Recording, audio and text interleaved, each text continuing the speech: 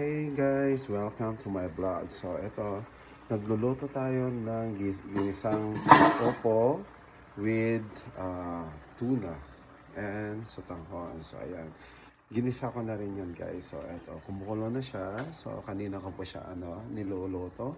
And then the next one is itong pork ampalaya. So ayan. Ang una ko muna ginawa is nagisa muna ako ng bawang at sibuyas. And then gineser ko na rin yung pork natin guys. And then ayan, meron na siyang ampalaya. So ang ginawa ko is pinalambok ko muna yung karne, tapos linagyan ko siya ng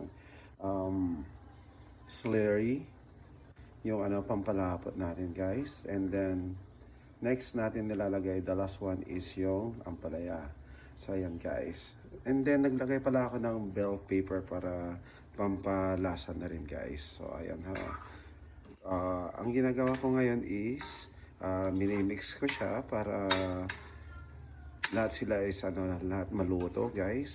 And then tatakpakan ko mamaya guys. And then until na kumantay na yung sauce niya, ready to eat na yan guys.